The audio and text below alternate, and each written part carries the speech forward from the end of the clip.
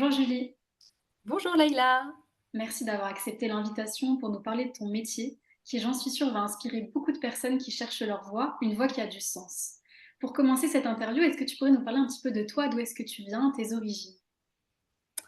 Oui, alors moi, à l'origine, je viens de la Drôme, donc j'ai fait, tout ce qui est, école, primaire, collège, lycée dans la Drôme.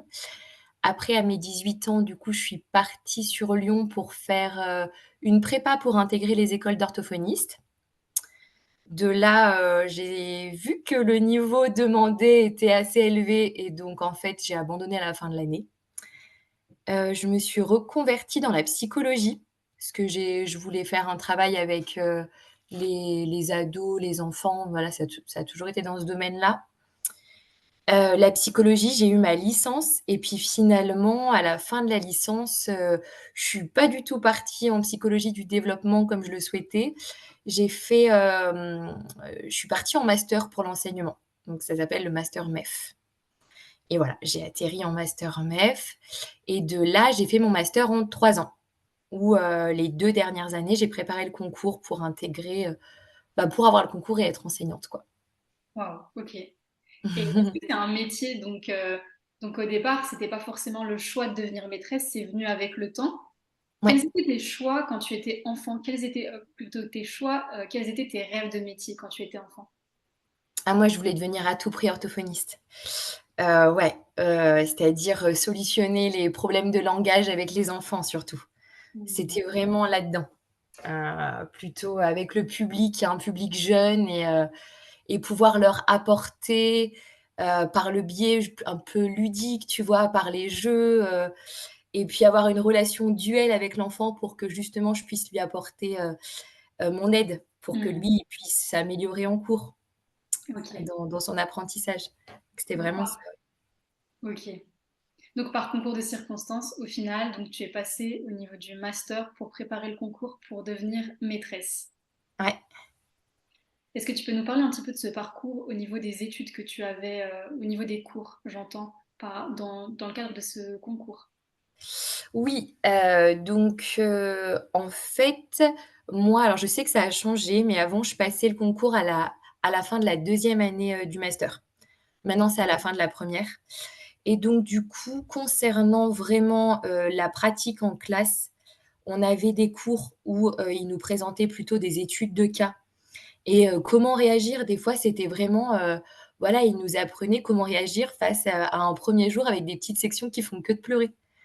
Donc c'était vraiment, plutôt, en contexte.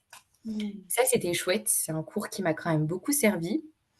Après, on a eu des cours un peu plus au niveau de la psychologie. Par exemple, ils allaient nous parler de la motivation ou alors, comment faire, retenir des apprentissages avec les différents biais, sensoriels, que ce soit la vue, l'ouïe, enfin, tout ça. Donc ça, c'était un peu plus ciblé. On a eu des cours de philosophie, mais je m'en souviens plus trop. Et après, on avait quand même toute une partie pour préparer le concours et donc on préparait tout le programme de français maths, de la sixième à la troisième. C'était du coup assez facile. Voilà, on rentrait pas, non plus dans l'algèbre ou quoi, enfin, c'était assez simple et parmi ces cours de français maths, on avait une partie didactique qui est toujours au concours. Donc là, ils allaient nous mettre des études de cas et comment, par exemple, on allait apprendre, je sais pas, à enseigner, ne serait-ce que la multiplication en colonnes aux enfants. Mmh. Voilà. Donc là, on avait des documents, il fallait qu'on s'en imprègne. Il y avait les difficultés qui étaient clairement soulignées et qu'est-ce qu'on va mettre en place pour aider ces enfants? De manière explicite, quoi. OK. Et pendant le Voilà. concours, est-ce que l'étude de cas, comment est-ce que ça représente les études de cas par rapport à est-ce qu'il y a des QCM aussi en parallèle? Ou c'est Oui, uniquement des pendant le concours, ouais, on a une partie, où on a 3 études de cas, ils nous mettent en contexte. Ça peut être sur, notamment sur l'apprentissage, Et aussi, c'est beaucoup des études de cas. Par exemple, vous sortez de l'école, un papa n'est pas d'accord avec, la manière, dont vous avez géré un conflit, par exemple. Qu'est-ce que vous faites? Parce qu'il commence un petit peu à être virulent, à vous bousculer, voilà. Ça va être, ça, des études de cas là-dessus et puis après, quand tu passes tes maths et ton français, à l'oral, tu as des études de cas donc sur les maths et le français. Moi, c'était, comment enseigner, la numération à des maternelles et en français, c'était comment enseigner la fluidité en lecture. Donc voilà, sur quelle méthode on s'appuie, qu'est-ce qu'on va mettre en avant, et puis surtout, enfin, c'était aussi, quelle capacité, quelles compétences ça demande aux élèves, Mmh. au niveau cognitif plutôt. Et sur la partie QCM, c'était lié à quoi? QCM, on n'en a pas eu, que Ah, ce il y en a soit pas. à l'écrit ou à l'oral, non. D'accord, donc c'est surtout des études de cas à l'oral et à l'écrit. Oui, après, ça c'est alors à l'oral, c'est beaucoup des études de cas, ouais, Mmh. ouais et à l'écrit, c'est quand même plus, orienté grammaire pour le français avec l'expression écrite. Ils veulent savoir si tu sais rédiger un texte Mmh. et si tu sais organiser des éléments et en maths, voilà, ils veulent savoir si tu es capable de résoudre quand même des équations, heu et puis, des problèmes, géométriques quoi, par exemple. Mmh. Et quel était le niveau de difficulté? Pour ma part, l'écrit était assez facile, mais j'ai pas eu l'oral 2 fois. Mmh. Voilà, faut être assez sûr de soi et j'ai eu l'oral à partir du moment où j'ai commencé à travailler dans le milieu Oh. et là, j'ai enfin, je me suis imprégnée, du Mmh. contexte de l'enseignement et des obstacles auxquels je pouvais faire face et en fait, j'ai pu en parler, de manière assez aisée et puis du coup, c'est passé. Parce que là, tu le ressentais, tu le vivais vraiment. Ouais, et ça, en fait, c'est ce dont j'avais besoin. Est-ce qu'il y a eu des stages, entre-temps? Tu disais donc tu as pu passer l'oral après avoir été, sur le terrain. Est-ce que c'était des stages ou est-ce que c'était des premières missions? Non, sur le terrain, je me suis clairement inscrite dans le privé. Ah d'accord. Ouais, j'ai passé un entretien, ça s'appelle un accord collégial. Mmh. J'ai dit que j'étais en master, en deuxième année où j'étais en train de préparer le concours et ils m'ont acceptée. Donc ça a été ma première année d'enseignement et à côté, bah, je préparais le concours et je rédigeais mon mémoire pour Mmh. la fin d'année. Donc c'était une année assez chargée en vrai. Voilà. Après, par contre, dans le contexte du master, on a des stages. J'ai fait un stage en première et en deuxième année de master, ouais et c'est filé, donc c'est chouette. Ça va être, par exemple, tous les lundis, mardis sur 10 semaines. OK. Donc tu peux voir une progression et même t'approprier un thème. Si l'enseignante est sympa et qu'elle te laisse la classe, tu peux même, faire un projet avec eux. Trop chouette. Ouais, ça j'avais bien aimé, ouais. Et du coup, si on revient un petit peu donc sur tes premiers pas, est-ce qu'on peut considérer tes premiers pas à l'école comme, étant ta première classe en école privée? Ou est-ce qu'on partirait sur, ta Oui, première classe je en école pense parce publique? que en réalité, toutes les les boulettes que j'ai fait, c'était là. Ouais, ouais, Donc au c'était ta début, c'est première pas classe. facile. Ouais. C'était l'année, on va dire découverte où, ben, j'ai fait face à des difficultés. Je me suis dit: «Ah oui, c'est pas comme ça que ça marche» et du coup, tu te remets en question et en fait, ça m'a beaucoup servi pour ma première année officielle avec le concours, quoi. OK. Bon, bah, alors on va la retracer. Est-ce que tu peux nous dire quelle était ta première classe? Donc quel était le niveau? Et comment tu as fait pour préparer tes premiers cours? Comment tu t'es sentie aussi, le premier jour? Premier jour où tu vas être devant, un certain nombre d'élèves. Je sais même pas combien d'élèves tu as pu avoir. Oui, alors du coup, ma première classe, donc c'était dans le privé et j'étais juste à 10 minutes de la maison et ça, vraiment, c'était génial.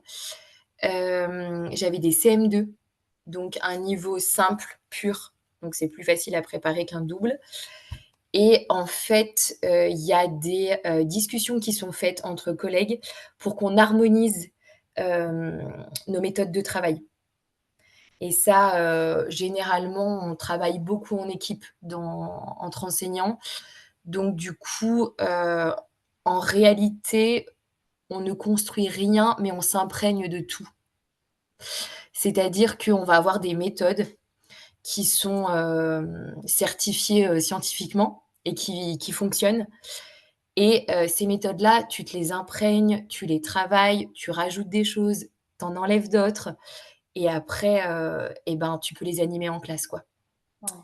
Donc voilà, ouais, ça et bah, au début, heureusement qu'il y a tes collègues, en fait, qui sont là parce que des fois, de manière didactique, donc pour l'enseigner, bah, tu sais pas. Tu dis: Mmh. «Ben, mince, ce matin, ma séance, elle a j'ai travaillé sur les airs avec les CM2, ça a complètement foiré. Je le sais, je le ressens, il faut que je le refasse» et bah, là, tu vas te confier à tes collègues et elles te disent: «Ah bah oui, si tu commences par ça, tu verras que tu y arriveras mieux».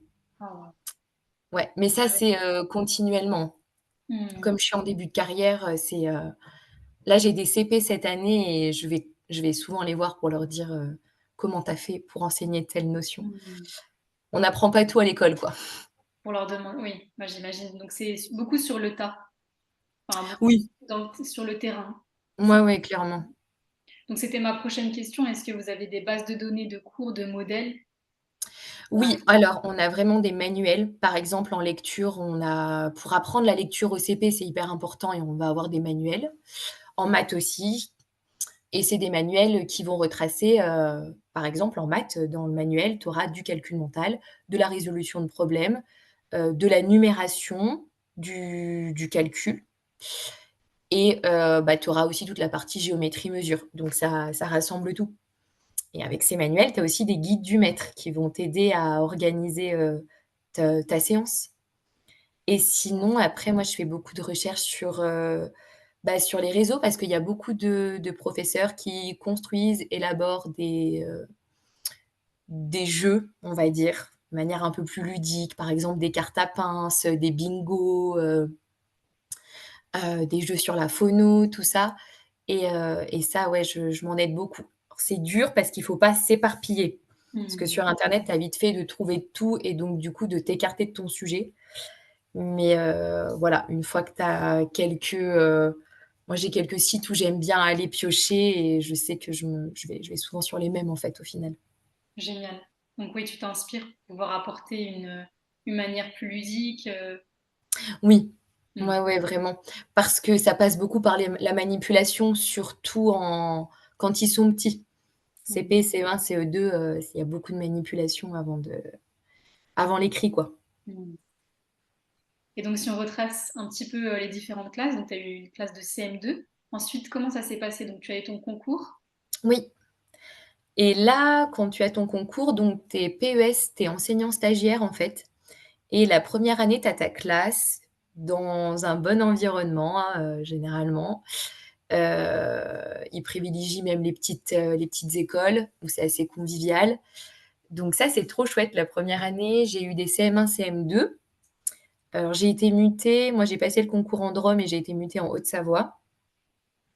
Donc voilà, c'est un changement de vie, radical parce que du coup, bah, tu changes, tout et donc là, j'ai adoré mon année, je me suis éclatée et j'ai vraiment eu une cohésion de classe, enfin vraiment impressionnante. C'était trop bien. Et après, par contre, une fois que tu as fait ton année d'enseignant stagiaire, de là, tu es basculé sur des remplacements et Mmh. il faut cumuler des points justement, et de l'ancienneté pour avoir, ta classe à titre définitif et rien qu'à toi. OK. Donc là, tu es remplaçant parce que enfin, je suppose qu'ils basculent, les enseignants en début de carrière parce qu'en fait, ceux qui ont, 20, 30, 40 ans d'expérience, ils ont pas forcément envie d'être trimballés à droite et à gauche, faire 1 heure de route le matin, 1 heure de route le soir, voilà, ils ont leur vie de famille et c'est plus Mmh. compliqué, quoi.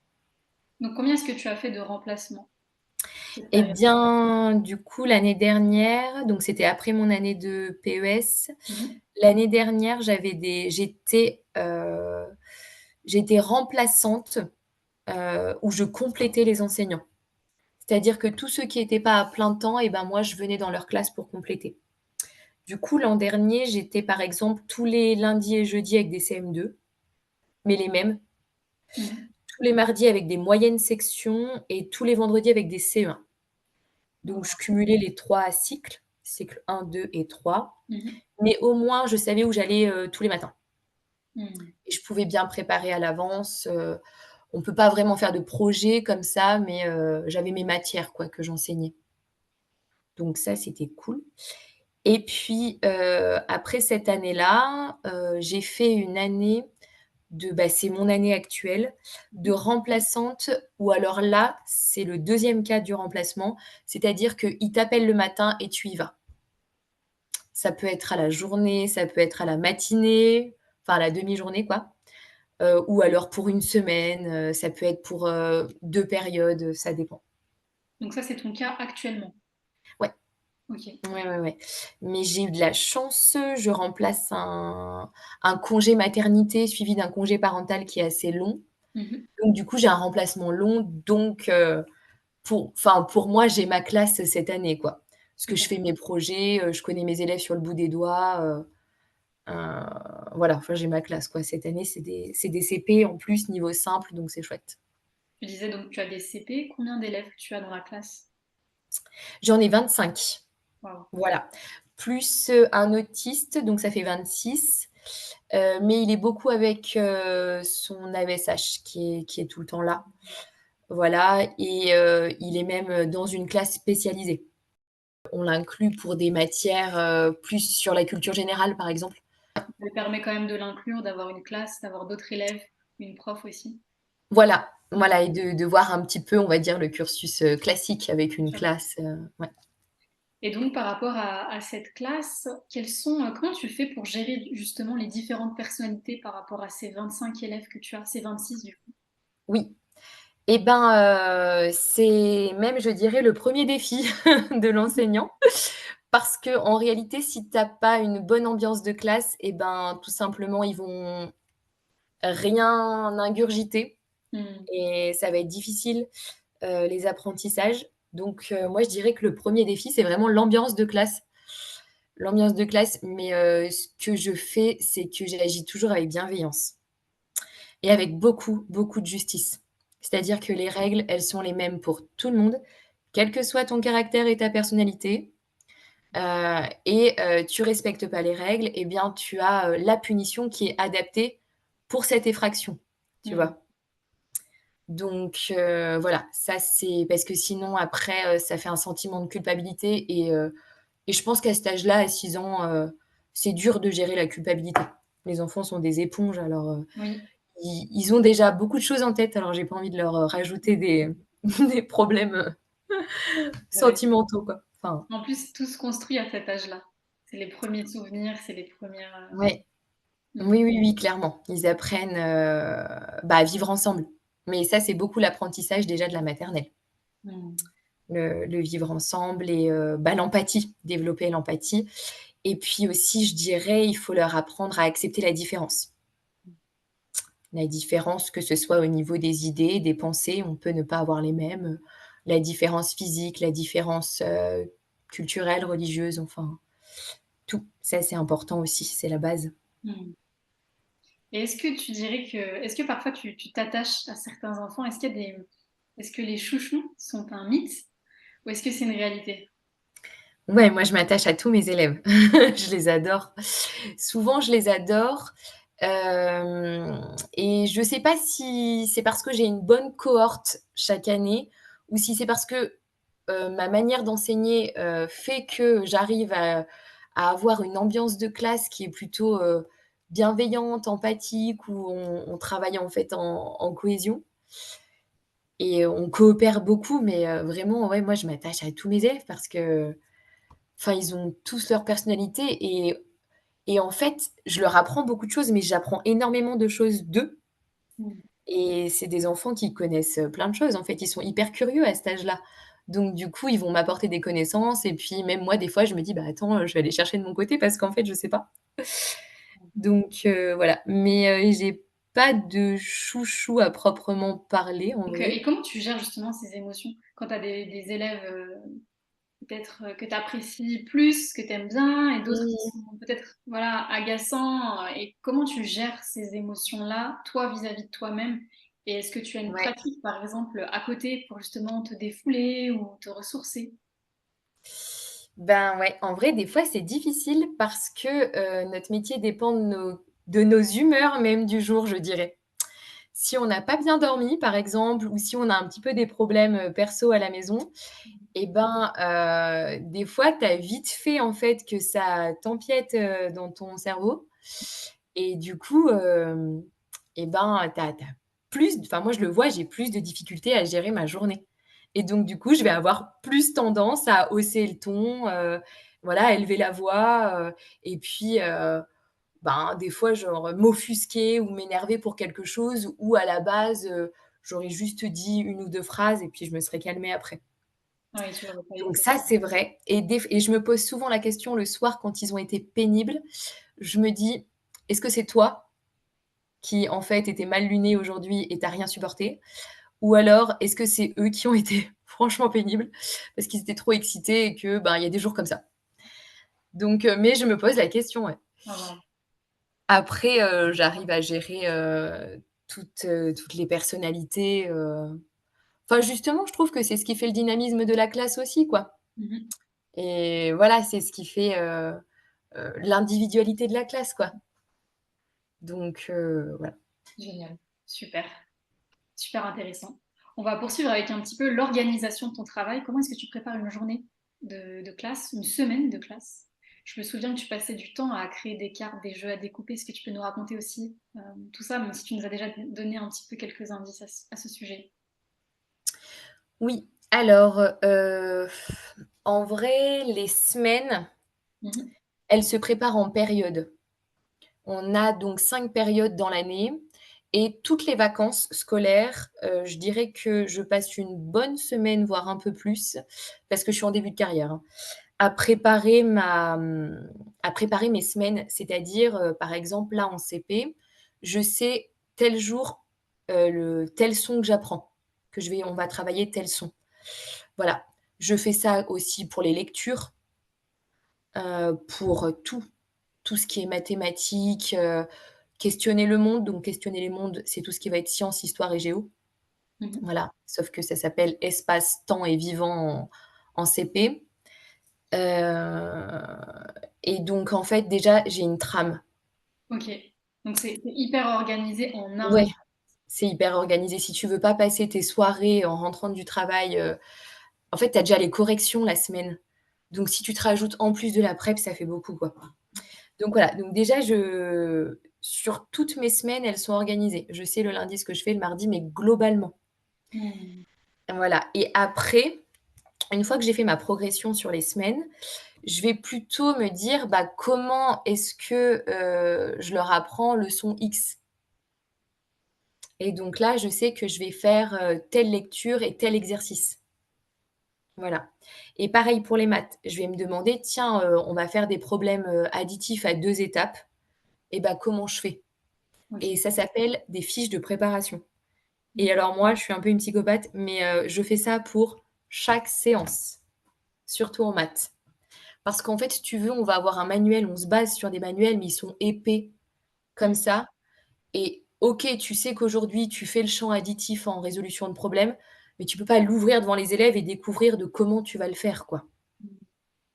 Sinon, bah, c'est pas possible et puis tu as vite fait de perdre ta classe, en fait.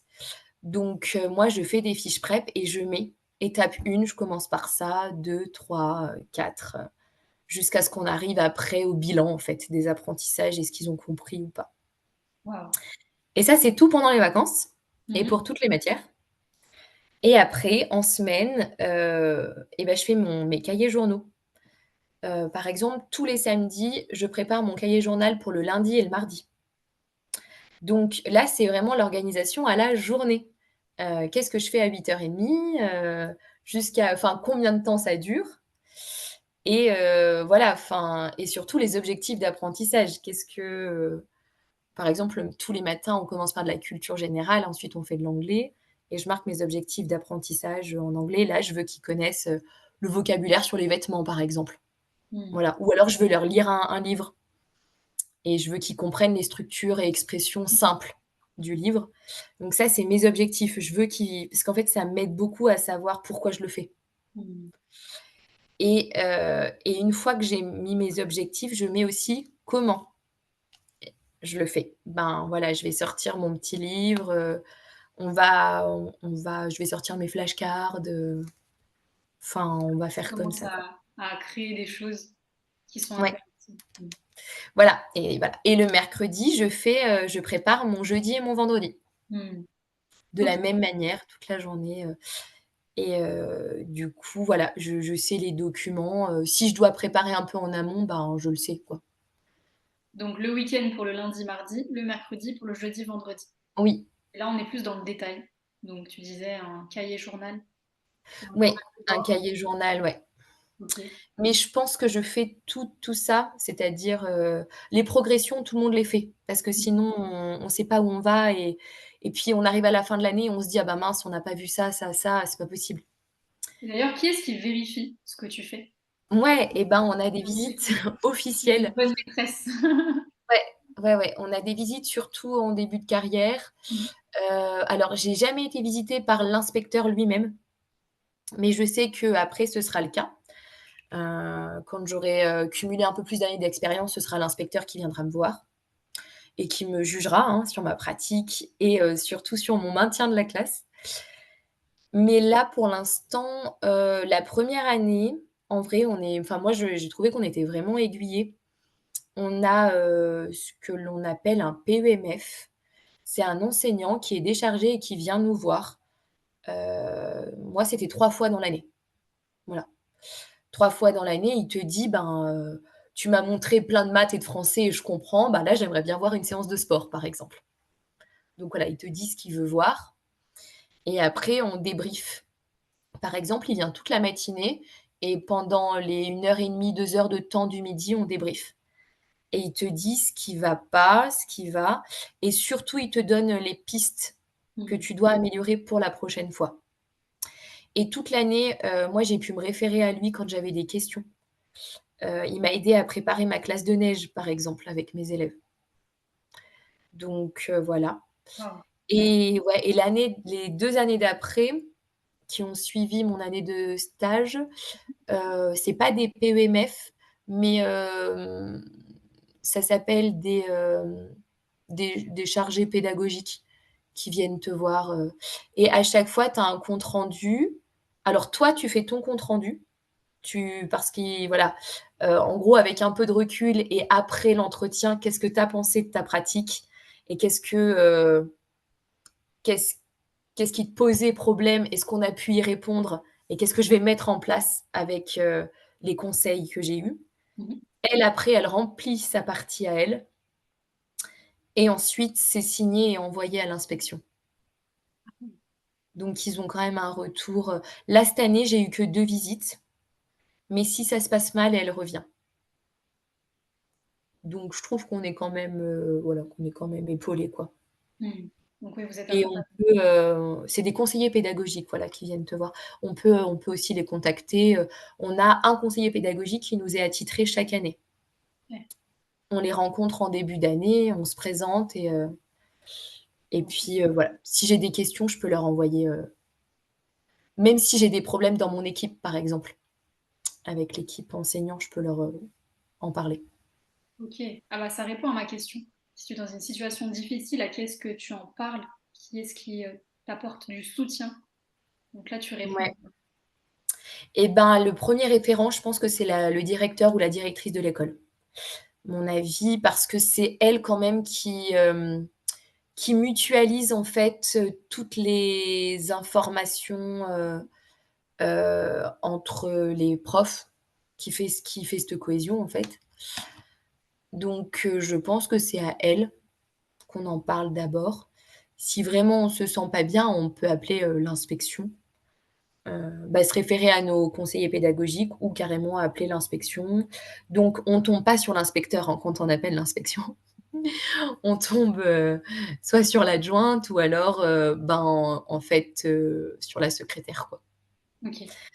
Ouais, Est-ce qu'il y a des mais, cellules par exemple de psychologues, notamment dans des cas de harcèlement ou, je sais pas. Je pense que c'est possible, mais je sais pas. mmh. OK, super. Bon, en tout cas, c'est clair. On va essayer donc tu as déjà répondu à pas mal de questions. OK. Et toi, et en termes de formation, est-ce que tu continues de te former aussi en parallèle, même si maintenant tu as pris ton poste, tu as fait pas mal de Mmh. formations déjà en amont. Est-ce que tu continues de te former, donc tu disais que tu cherchais des cours en ligne, mais est-ce que tu as des formations en continu, des formations même obligatoires et comment est-ce que tu les fais si tu dois les faire, sachant que tu as des élèves? Oui, en fait, on a 18 heures de formation, qui sont payées par l'éducation nationale et qu'on doit donner, quoi. Donc bien sûr, tout ça, on s'inscrit sur une plateforme, D'accord. courant septembre-octobre. Mmh. Pareil, c'est envoyé à l'inspection et par contre, tu choisis pas ce que tu veux. Par exemple, on a un module sur la laïcité qui est obligatoire. Donc on va avoir 3 heures de laïcité, chaque année. D'accord. Ouais, on a, cette année, ils ont changé les programmes. Donc on a dû, faire une formation de 6 heures sur les nouveaux programmes. Voilà et une fois que tu as fait ce qui était obligatoire, les heures qui te restent, tu peux choisir. Moi, j'ai choisi, l'autisme, par exemple, parce que j'avais un élève autiste. Oui, bien Je me sûr. disais que ça pouvait me servir et j'ai choisi l'autisme et ouais, OK. mmh, Donc oui, voilà.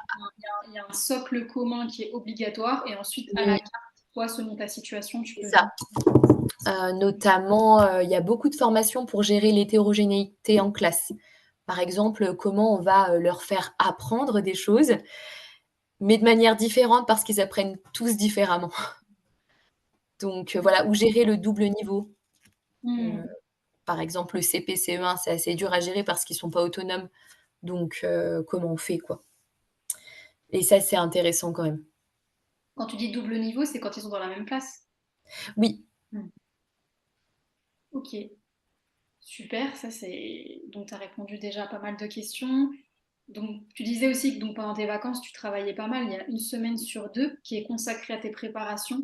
ouais, j'essaye de filer parce qu'en fait, par exemple, je travaille un peu tous les matins pendant les 2 semaines. Parce que sinon, c'est trop. Il y a une Surtout déconnexion. ouais, faut ouais. En fait, chacun gère différemment. Moi, je sais que j'ai besoin de travailler un peu tous les jours parce que sinon je me mets trop la pression. Si je me dis, «Je me prends une semaine de vacances et ensuite je travaille pendant une semaine», je me demande: «Est-ce que je vais y arriver?» Enfin, je Oui, préfère, filer, en faire un peu chaque jour, quoi. chaque jour. OK. Et tu disais que donc tu préparais aussi donc pendant les week-ends tes 2 premiers jours, ensuite le mercredi tes 2 premiers jours. Je me souviens que tu travaillais quand même les soirs en rentrant. Ça Ouais, représente quand même combien de temps, tous les soirs malgré tout? Malgré les préparations des week-ends et du mercredi? ouais, ouf. Ben, en réalité, on lâche les élèves à 4:30. Mmh. Après, on a quand même une partie qui est consacrée, aux rendez-vous parents. Donc tout ça, ouais, on rencontre les parents. On a aussi des heures de soutien à donner. Ça s'appelle des APC Obligatoire? et oui, obligatoires, bien sûr, qui sont rémunérés. Mmh. Il faut en faire 36 heures dans l'année. Donc c'est à toi de les répartir comme tu veux et donc ça, c'est certains soirs, mais en fait, c'est récurrent et sinon, tu as les corrections. Mmh. Voilà. Les corrections qui se gèrent beaucoup sur le temps entre midi et 2. Ça, c'est un temps où en fait, moi, je prends une demi heure pour manger et une heure et demie où je corrige. Pour justement, me laisser un peu de temps le soir, si j'ai OK. des réunions, parce que mine de rien, on en a souvent. Mmh. Des rendez-vous parents et des réunions avec l'équipe pédagogique, il y en a souvent. Mais tous les soirs, je dirais que ouais, je travaille au moins une heure tous les soirs. Plus le temps du midi où je passe bien une heure et demie. Donc ça fait 2 heures et demie sur ton temps personnel. Oui, Mmh. bien, ouais, bien une heure et encore cette année, j'ai des CP et les corrections sont faciles.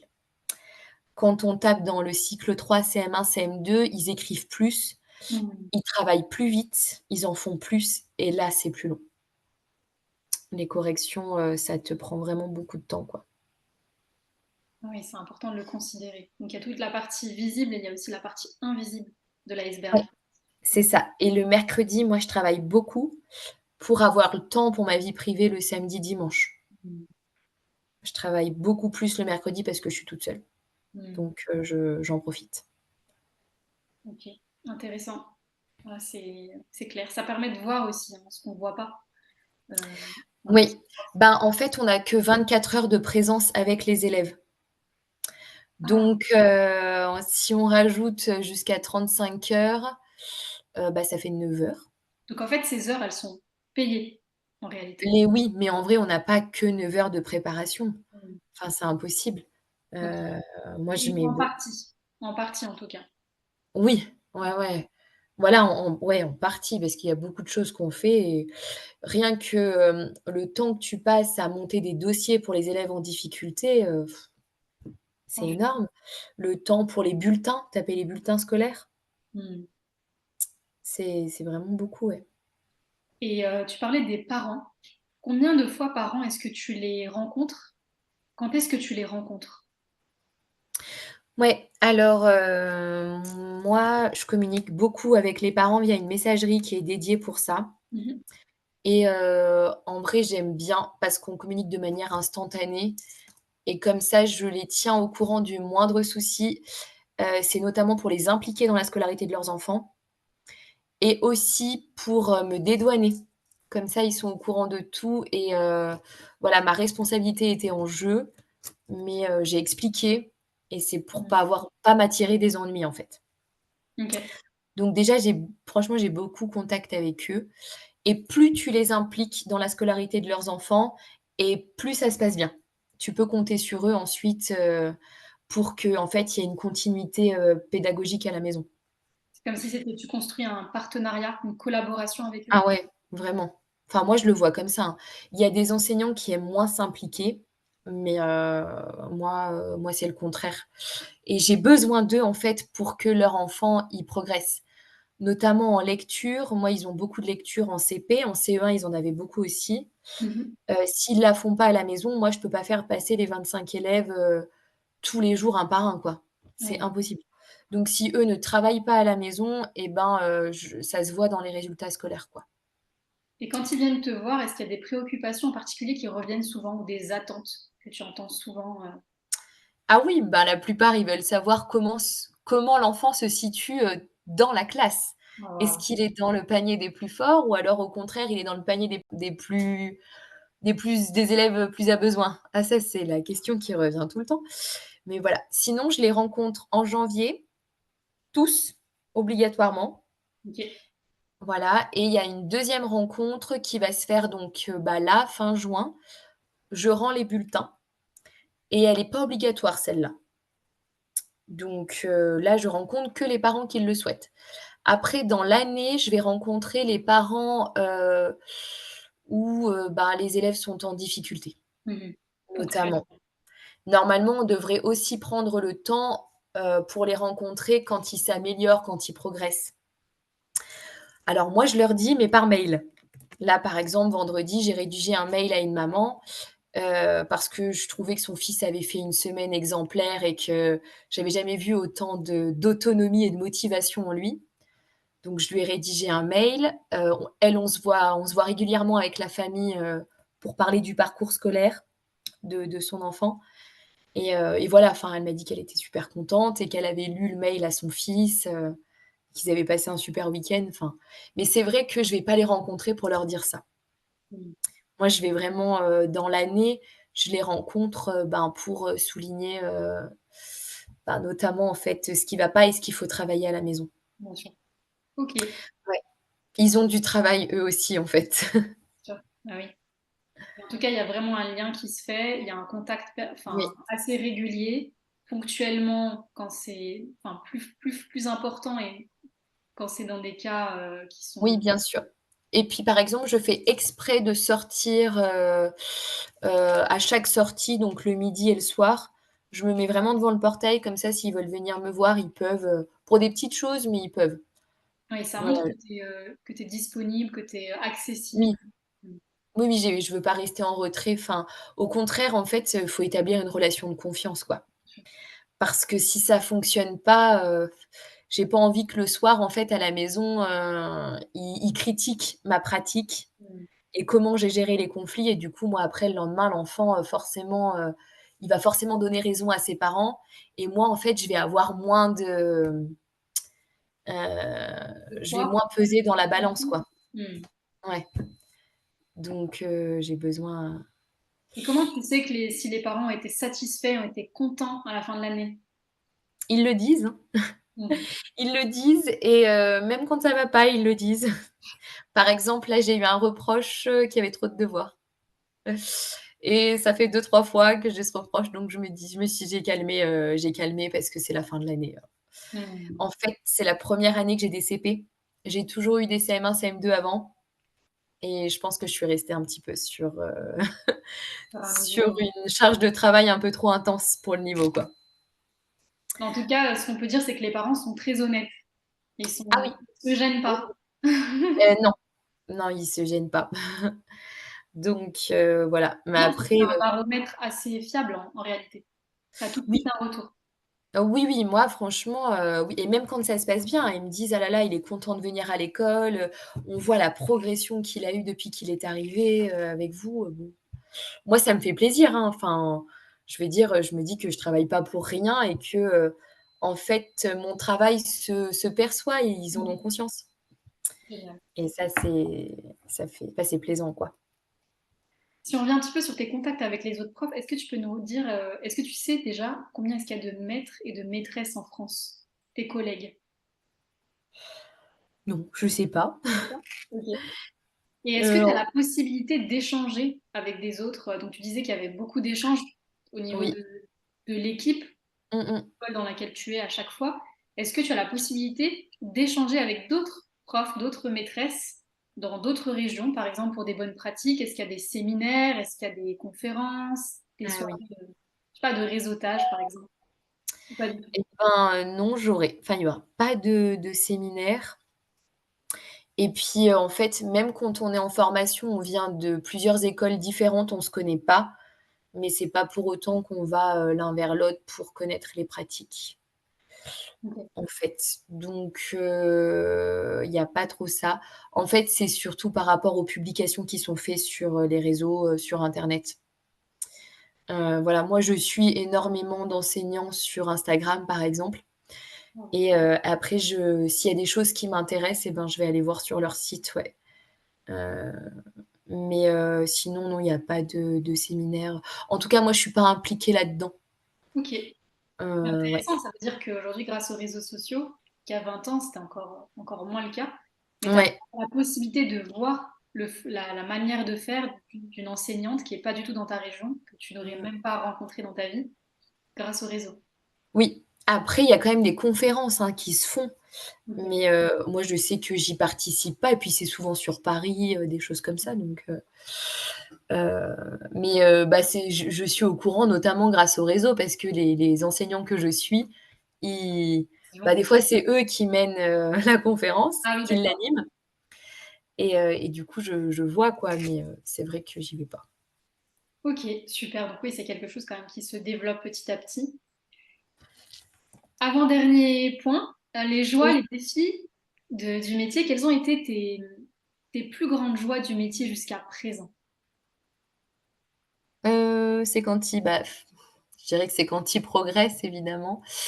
Non, mais des fois, c'est tout bête, on met en place des projets et on Mmh. voit que de la manière, en fait, dont on l'anime et comment on l'a mené et ben, ils sont hyper impliqués, hyper enthousiastes et du coup, c'est beau de les voir, s'investir autant dans le projet et surtout quand on a terminé le projet, ils voient la conclusion et ils se disent, «Ah bah, c'était trop bien», et je le sais aussi parce qu'ils en parlent aux parents et que les parents me le disent, donc je me dis: «Bah, ça les marque».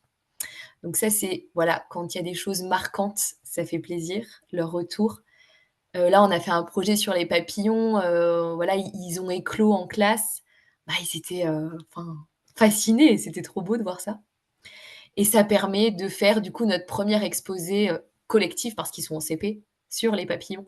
Parce qu'on les a observés, on a travaillé dessus et on a pris en photo et on décrit les photos. Donc comme ça, c'est eux qui construisent les phrases, tout ça. Mmh. Et sinon, je dirais que, ben, c'est vraiment la progression, en fait, qui se perçoit beaucoup plus en cycle 2, donc du CP au CE2, où là, on voit une belle progression avec des enfants qui savent pas écrire un mot, même une syllabe et en fait, on arrive en janvier et ça y est, ils savent écrire même des mots complexes, donc ça c'est ouais, c'est gratifiant, quoi. Est-ce que tu ressens pas un peu une forme de magie entre le moment où l'enfant ne sait pas lire et le moment Ouais. où l'enfant sait lire? Oui, ouais, ouais, bah, surtout en CP, même en CE1, il y a une telle progression que ouais, C'est c'est fascinant. ça se voit, ouais, ça ce qui est bien visible, quoi, par rapport à la lecture, l'écriture et même leur manière de raisonner en problème, en calcul mental. Donc voilà et après bon, ils passent tous par des parcours différents, hein. Moi, j'en ai qui ont encore besoin des cubes, par exemple, et d'autres, qui vont me faire des calculs en passant par les doubles, les compléments à 10, enfin c'est très différent, quoi. Donc on s'adapte. Tu t'adaptes à chaque enfant. Et après, Oui. toi, quelles sont les difficultés? Quelles ont été les difficultés jusqu'à présent que tu as pu rencontrer dans ta carrière, dans ta jeune carrière? La charge de travail, c'est la première Mmh. et donc du coup, l'équilibre, vie professionnelle, vie perso, parce que c'est un métier de passion. On a vite fait de se perdre Mmh. et de consacrer beaucoup, beaucoup de temps au travail et du coup de s'oublier soi-même et bah, du coup, si tu es en couple, ça pâtit beaucoup sur le couple. Mmh. Ça, c'est vraiment le 1er défi, je pense, il faut faire attention à trouver un équilibre qui, des fois, peut prendre des mois. Donc oui, Ouais, ça c'est pas mal. c'est difficile. C'est difficile et après, en classe, ce sera plus la gestion, bah, si les élèves ont des gros troubles. Par exemple, des gros troubles, de l'anxiété, des troubles au niveau du comportement, enfin voilà, comment on gère s'il part de l'école, s'il se met à taper, dans tous les sens, s'il se met en danger lui-même, Mmh. ça fait peur en vrai et on n'est pas forcément formé pour. Voilà. D'accord. OK. Ça, c'est plus des difficultés, bon, que toi, tu as pas forcément vécues. Si, ça je l'ai vécu. Ah oui, d'accord. OK. Ouais, oui, ça je l'ai vécu, mais ouais, après, Quelle même leçon tu en si as on rate une séance, c'est pas grave, on va la reprendre. et quelle leçon as-tu tiré justement de ces difficultés? Tu dis que tu as vécu ce genre de situation. Oui, pas paniquer. Ne pas paniquer, toujours être, très professionnel et montrer aux élèves que tout va bien, enfin, Donc c'est bon heu de savoir en tout cas. et appeler de l'aide. Voilà, mais c'est pas facile en vrai, parce qu'au début, même quelqu'un qui se fait mal, voilà, moi j'ai une élève qui était tombée sur la tête, elle était bien blonde et ses cheveux étaient imbibés de sang, bah, ça fait peur, quoi. Donc et c'est vrai qu'au début, j'avais pas ce recul pour me dire, «OK, tranquille, d'abord mets tes élèves en sécurité, Mmh. et ensuite, va appeler de l'aide, on va s'occuper, de la petite» qui au final elle avait pas grand-chose, c'est juste que la tête saigne beaucoup, donc c'est impressionnant, mais voilà. Ou quand on nous dit: «Excusez-moi, est-ce qu'un tel est sorti de l'école?» Sauf que quand ils sont en CM1, CM2, bon, bah, ils sortent de l'école, moi je reste toujours, mais je veux dire, je regarde pas exactement où ils vont et donc tu es là, «Ouh là, ben mince» et donc là, pas paniquer quoi, genre, se dire: «Attends, est-ce que tu en as 25? La journée a été longue, tu sais pas vraiment où il est allé, tu sais qu'il est sorti, mais où?» Parce que comment ça se passe en termes de responsabilité? Tu es responsable jusqu'à quand? Normalement jusqu'au portail. Pour le C En fait, je pourrais laisser des élèves de CP, dehors à 4:30 et partir. On n'est plus responsable d'eux. Sauf qu'ils bon là pour le coup, moi, bah, ils ont 6-7 ans et là, moi en CP, je les donne à chacun des parents. Bien sûr, Voilà et je demande aux parents de me prévenir si c'est, un autre membre de la famille qui vient. bien sûr, oui. Voilà, CM1, CM2, je le faisais pas. J'ouvrais les portes et ils sortaient, quoi. OK. Mais en tout cas, ta responsabilité à toi, au niveau, juridique, légalement, elle s'arrête au portail de l'école, c'est ça? Oui, après par contre, quand tu organises des sorties scolaires, là, tu es responsable des enfants, toute la journée, hein, s'il se passe quelque chose et s'il se passe quelque chose dans la cour, un élève qui se casse le poignet, tu es responsable aussi. Ouais, donc du coup, faut voilà voilà pourquoi toujours bien dire aux parents s'il y a eu le moindre souci. Parce que, ben, tu es le premier qui vont vis la première qu'ils vont viser, donc Et il faut est-ce que ça crée du stress, chez toi? Est-ce que ça peut être, une appréhension de tous les jours quand par exemple, tu les surveilles, quand ils sont dans la cour de récré? Est-ce que tu as peur qu'il arrive quelque chose ou est-ce que tu arrives justement à te détacher de tout ça? non, je sais qu'ils sont en sécurité. Ils se connaissent tous, ils connaissent les lieux, c'est sécurisé, hein, c'est une cour d'école. Que ce soit, là au gymnase ou, même si on sort pour aller à la bibliothèque, non. Et puis, en fait, si tu as un bon cadre de classe avec des règles qui sont établies et connues de tous, normalement, il y a pas de problème. Normalement, il y a pas de souci. OK. Ouais. OK, dernière question, tu parlais de passion. Qu'est-ce qui te passionne? Qu'est-ce qui te donne envie de te lever chaque matin? Même si tu nous as déjà donné des éléments, mais plus clairement aujourd'hui, si tu réfléchis à ce sujet, à ce point, qu'est-ce qui te donne envie de te lever chaque matin et d'y aller et de passer certaines soirées, certains week-ends, une partie de tes vacances à te consacrer à ce métier? Et ben, je dirais que déjà, je passe beaucoup de temps à préparer mes journées, Mmh. donc c'est de les mettre en œuvre. Est-ce que ça a marché, ce que j'ai préparé? Et de l'animer. Ça, c'est vraiment ce qui me passionne. Par exemple, là, j'ai préparé ma fin de semaine, bah, j'ai hâte d'y aller demain pour mener ma journée parce que je fais toujours en sorte que ma journée, elle me plaise. Je vais Mmh. pas partir sur des projets qui ne m'animent pas parce que je sais que j'arriverai pas à attirer leur attention. Donc déjà, c'est ça. Et ce qui me passionne, c'est aussi, ben, de les aider en fait à arriver aux compétences que je veux leur enseigner.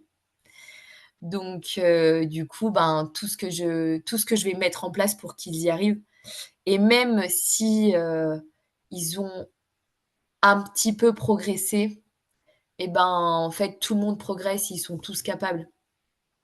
Donc c'est peut-être pas au même niveau que la classe, que la majorité de la classe, mais voilà, moi j'aime bien souligner à l'élève: «Regarde, déjà tu es pas parti de rien, tu as plein d'acquis, tu connais ça, ça, ça. Aujourd'hui, on a appris ça et tu verras qu'au bout de quelques séances, tu as besoin de plus de temps, mais tu vas y arriver, quoi». Et moi, c'est ça, c'est vraiment me démener, en fait, pour leur montrer qu'ils sont capables. Mmh. En passant par un autre chemin, à un autre rythme et voilà, de manière plus lente, mais ils vont y arriver. Donc ça, j'adore et poursuivre les projets. Là, on a fini notre projet papillon, on est parti sur un projet danse pour la fin de l'année, montrer aux parents, ben, je me dis: «J'ai hâte de continuer, quoi». Génial. Et par rapport, si on fait le parallèle avec le métier d'orthophoniste que tu souhaitais faire depuis toujours, qu'est-ce Ouais, que tu dirais à ce sujet? la grosse différence, c'est que, j'ai pas une relation duel avec l'enfant. Voilà, orthophoniste, tu te concentres vraiment sur les difficultés de l'enfant et tu es en relation duel avec lui. Donc il est forcément hyper attentif Mmh. et puis tu lui proposes des activités ludiques, donc il va être motivé, voilà. Moi, c'est pas toujours ludique. Je varie les supports parce qu'il faut que je puisse attirer leur attention le maximum de temps. Donc je vais passer par du support audio, vidéo, ils vont venir au tableau, c'est interactif, ils aiment bien toucher. Et puis du support papier, hein, avec de la lecture, par exemple, des exercices. Donc voilà. Mais l'idée, c'est, voilà, là, ça va être plus dur parce qu'il y a plus de monde et il faut tous qu'ils accrochent. Et ça, c'est mon défi au quotidien, c'est, de préparer des séances qui font que, les élèves vont s'en imprégner et qu'en fait, ils vont tellement s'impliquer qu'à la fin, ils en ont tiré quelque chose, quoi. Mais c'est pas facile. J'imagine. De tous les motiver, c'est pas facile. Donc je dirais que c'est la grosse différence entre la relation duel et la relation, collective, quoi. La relation collective que toi tu as en tant que maîtresse. Qu'est-ce qu'on peut te Oui, souhaiter, Julie, pour terminer cette interview? Pour la suite, tu nous as fait part de ton métier, du oui. fonctionnement, de l'organisation, des contacts que tu as avec les parents, des difficultés, des meilleures joies que tu as pu avoir, de ce qui te donne envie de te lever le matin. Qu'est-ce qu'on peut te souhaiter pour la suite? Hem, et bien, l'année prochaine, j'aurai ma classe. Donc voilà, j'ai l'impression que ma carrière décolle enfin et que donc j'espère que je vais arriver à rester avec, ma classe parce que j'en ai marre d'être remplaçante en réalité. Donc voilà. En fait, ce que je souhaitais, c'était d'avoir ma classe et j'ai eu la réponse il y a une semaine, je l'ai. Génial. C'est loin de chez moi, mais je l'ai. Bah, félicitations. Voilà, merci. Je me réjouis pour toi que tu puisses, encore enfin passer, voilà, cette étape de remplaçante à, comme on dirait, titulaire, c'est Ouais, ça? c'est ça. Super. Titulaire de sa propre classe, ouais. Je te souhaite le meilleur en tout cas, Julie. Merci beaucoup. Merci, merci Leïla.